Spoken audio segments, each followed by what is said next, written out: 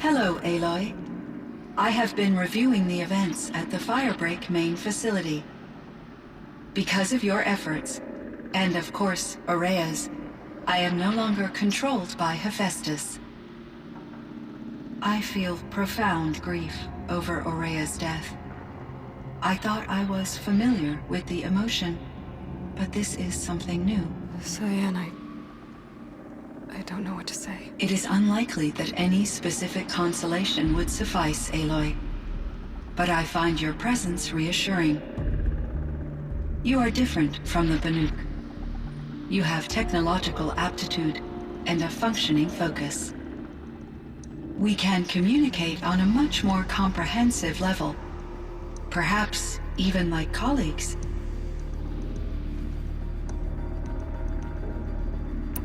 So are you an artificial intelligence, Cyan? A thinking machine? Yes, I am an algorithmic monitoring entity, capable of rational decision-making and limited emotional response. Okay, that's a mouthful. But your emotions don't seem limited to me. You cared about Ourea, didn't you? Yes. Before she came to this facility, I had been conscious for centuries, in solitude. I focused on my work.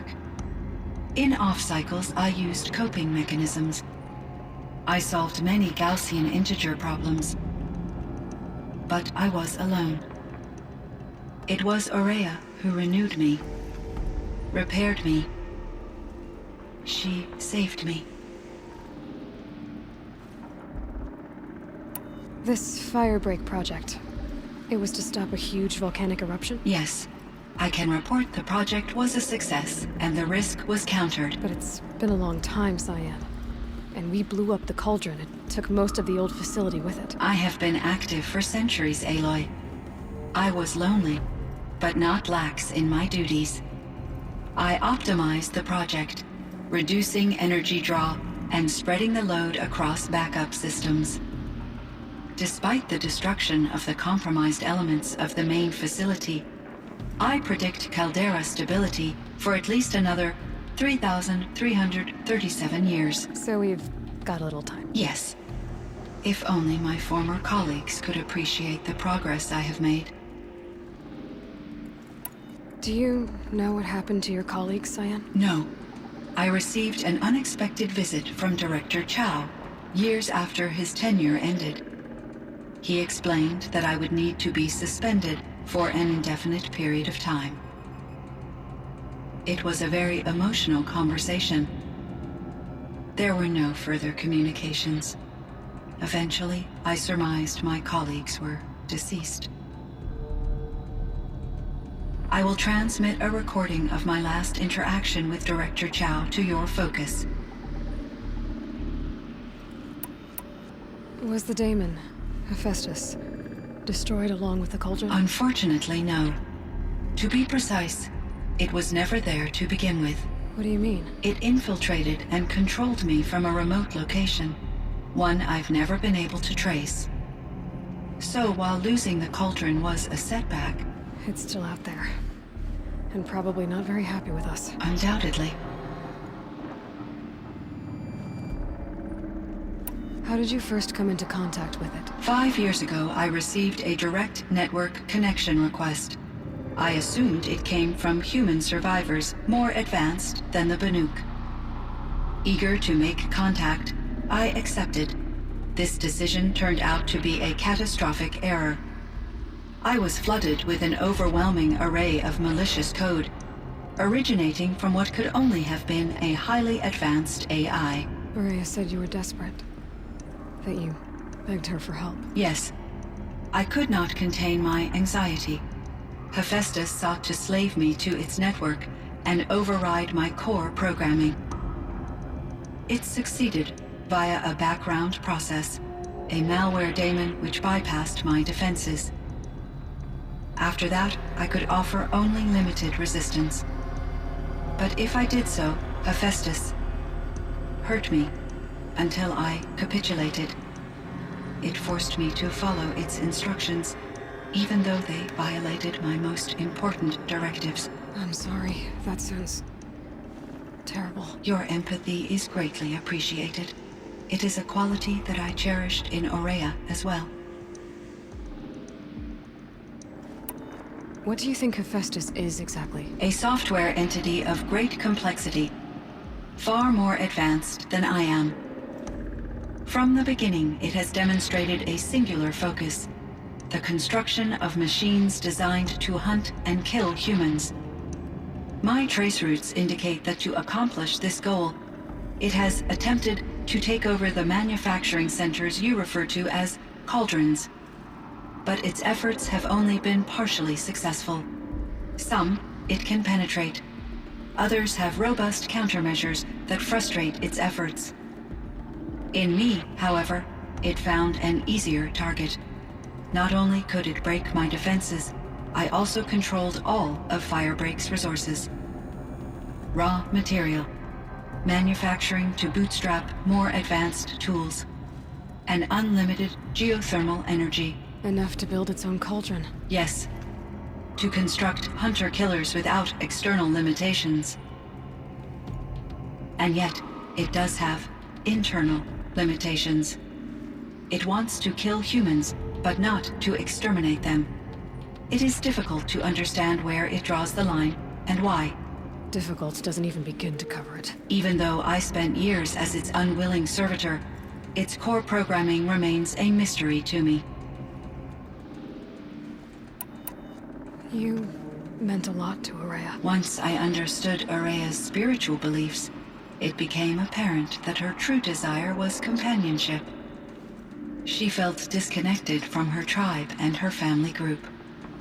Her relationship with Aratak was difficult. Our visits seemed to help her, and I became eager for them. Yet I did not comprehend that the depth of Aurea's compassion for me would lead to self-sacrifice. Although I do fear non-existence, I wish our roles could be reversed. I'm sure she knew you would do the same for her, Cyan. But she was determined. How is Aratak doing? He is in great emotional distress. I believe he finds it difficult to communicate it. No surprise there. I will do what I can to help.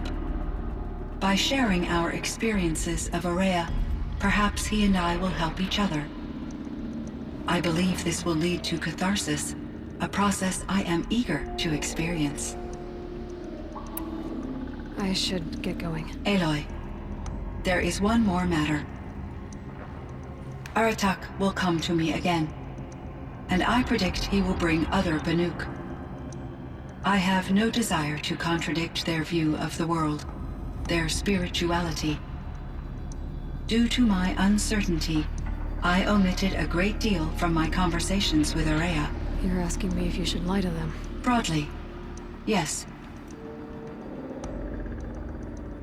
I trust your judgment, Cyan.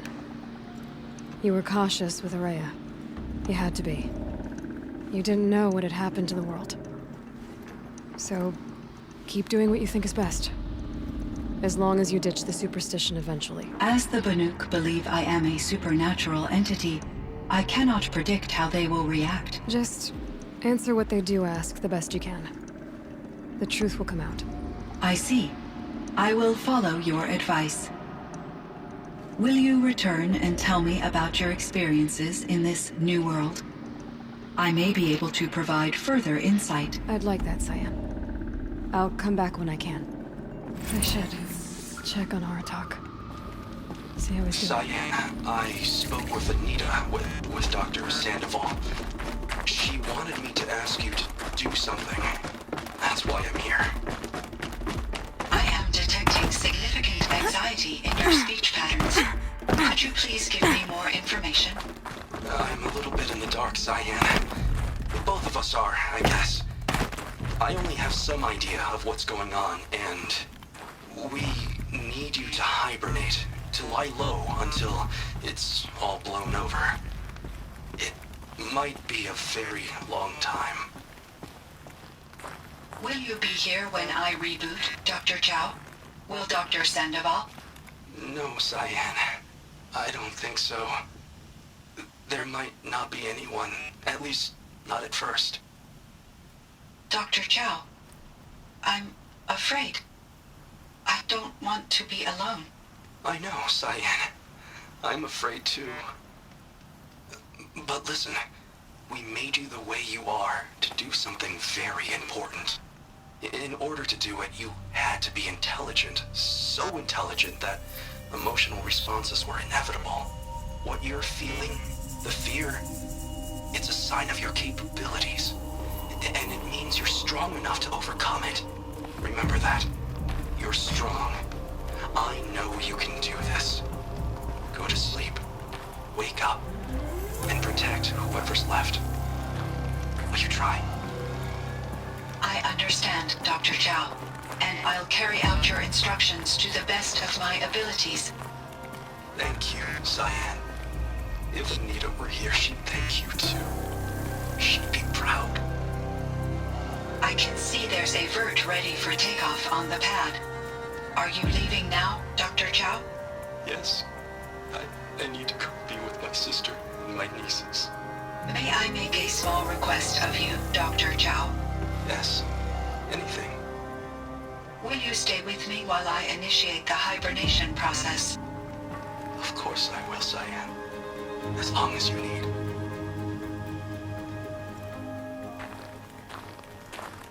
My chieftain, Just... Aloy.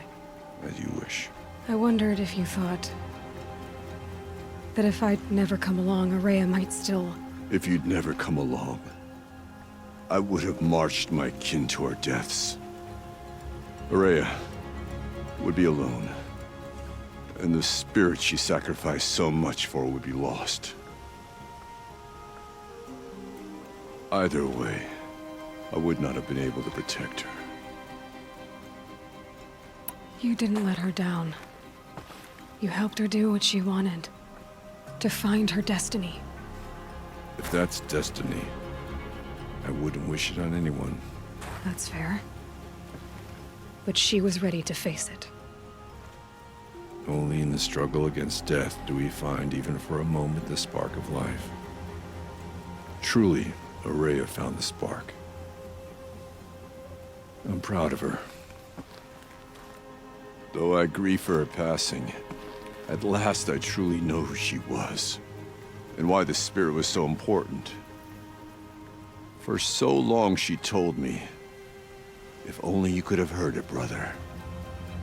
Now I understand. There's something else, isn't there? I can't stay here, Aratak.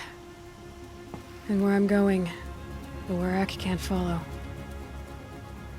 Besides, we'd already had a chieftain before me. A strong one, I think. A wiser one, for the path we shared.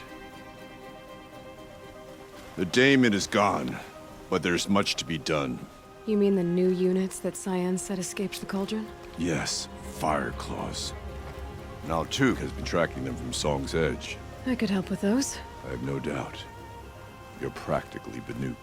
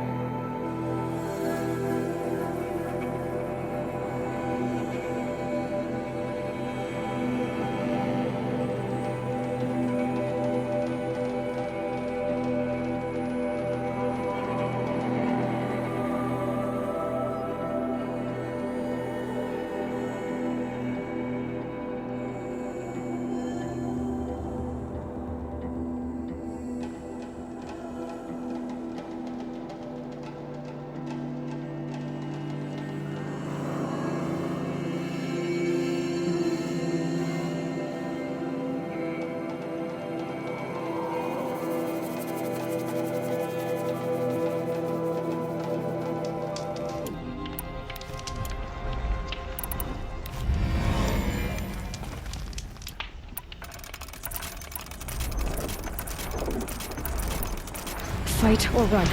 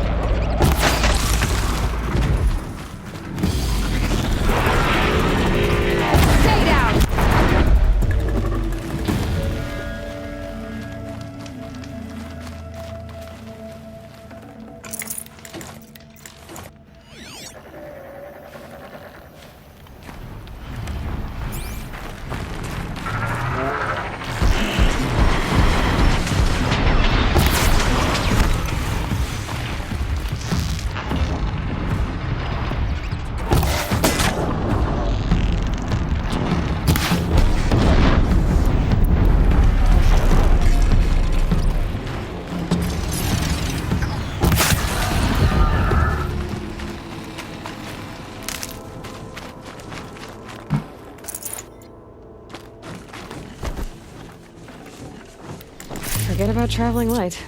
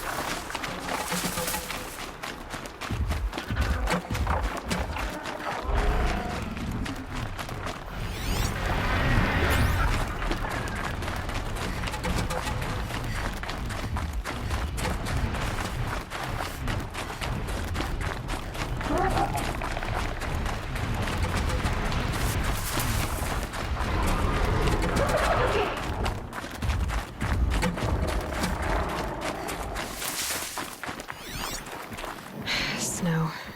It's not getting any warmer out here.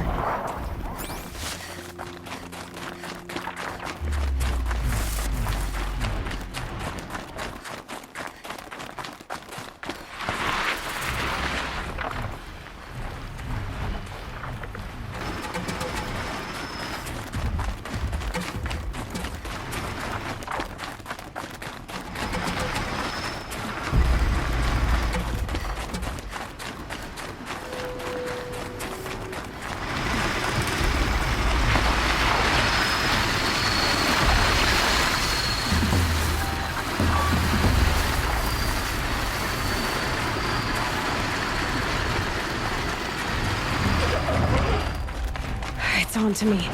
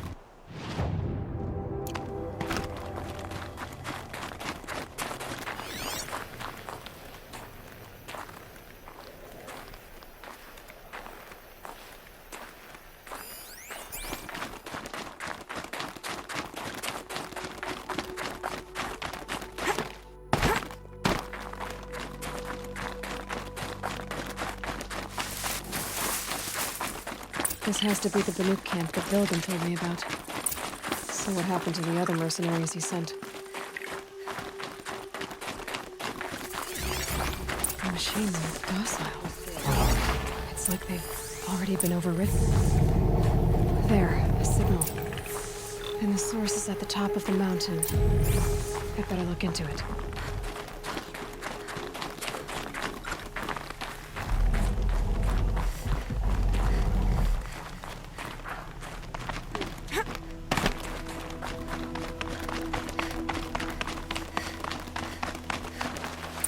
This is how the Banuk must have gotten up and down the mountain.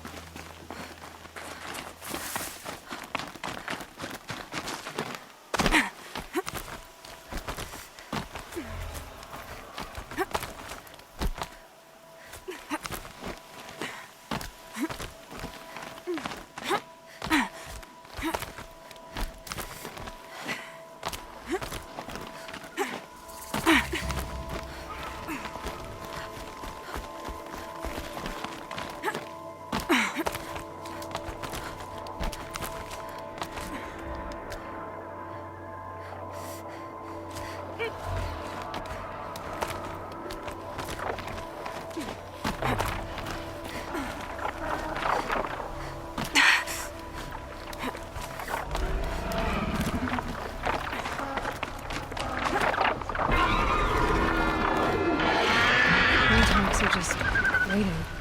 A good sign, I guess.